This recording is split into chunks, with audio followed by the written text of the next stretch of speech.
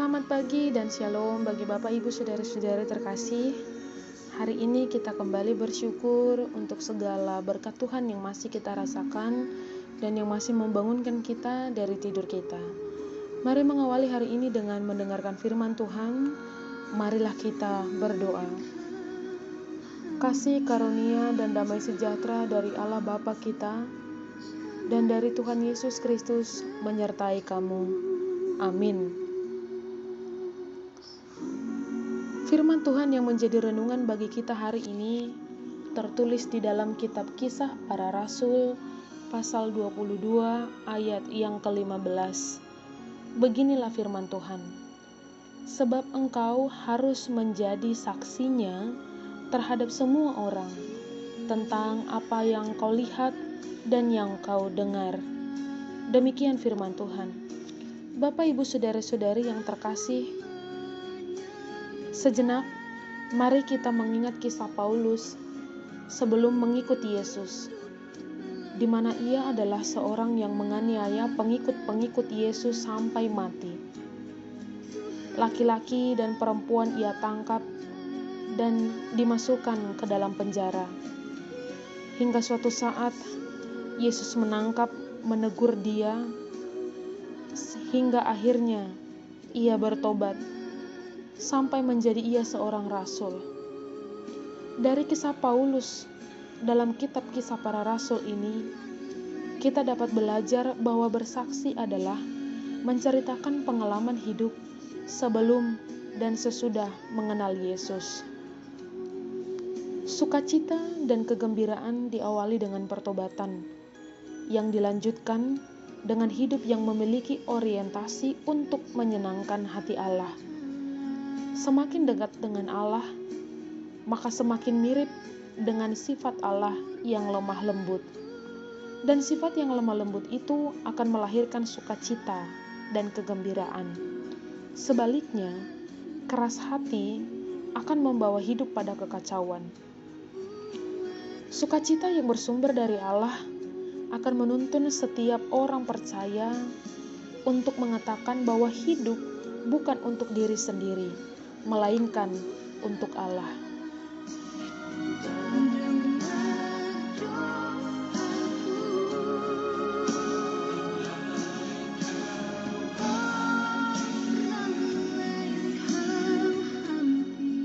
Hal itu dinyatakan lewat kesaksian, perbuatan, dan tindakan.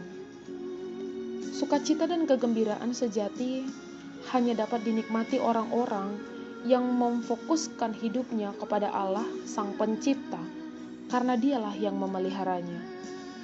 Pengalaman hidup beriman itulah yang harus kita saksikan kepada orang lain, agar orang lain turut serta merasakan bagaimana indahnya hidup beriman kepada Yesus Kristus. Itulah yang dilakukan oleh Paulus, sekalipun dia dalam posisi tertekan. Karena Tuhan Yesus telah menangkap dia dan memakai dia sebagai alat Tuhan untuk menyaksikan kebesarannya dan kuasanya. Dan Rasul Paulus tidak takut dan tidak gentar memberitahukan atau bersaksi atas apa yang dia lihat dan dia alami. Ketika ia bersaksi tentang apa yang ia lihat dan ia alami, ia dibenci bahkan dikucilkan orang-orang.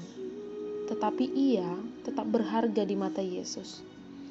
Dalam hidup kita ini, ada kalanya kita dibenci, dimusuhi, bahkan dijauhi orang-orang saat kita menyatakan sebuah kebenaran, bersaksi atas apa yang kita lihat dan kita alami. Tetapi melalui nats ini kita kembali disemangati untuk tetap bersaksi atas apa yang kita lihat dan kebenaran yang kita rasakan.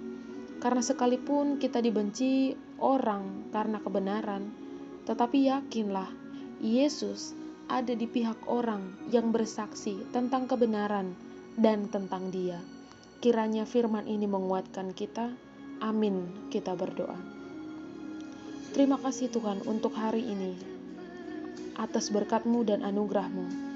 Dan kami mohon Tuhan firman-Mu yang telah berkumandang hari ini dan yang sudah kami dengar, Tuhan yang menguatkan kami untuk melakukannya. Berkati setiap orang yang mendengarkan firman-Mu ini Tuhan.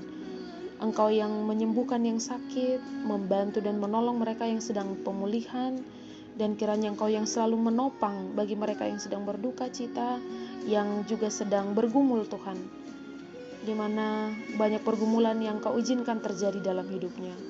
Engkau juga yang memberkati setiap orang yang ulang tahun hari ini, Tuhan yang memberikan panjang umur dan kesehatan. Hari ini Tuhan, kami menyerahkan seluruh hidup kami hanya ke dalam tangan pengasihan-Mu. Ampuni kami dari dosa kami, agar kami layak di hadapan-Mu. Di dalam Kristus Yesus kami berdoa dan bersyukur. Anugerah dari Tuhan kita Yesus Kristus, kasih setia Allah Bapa, dan persekutuan Roh Kudus kiranya menyertai kamu sekalian. Amin.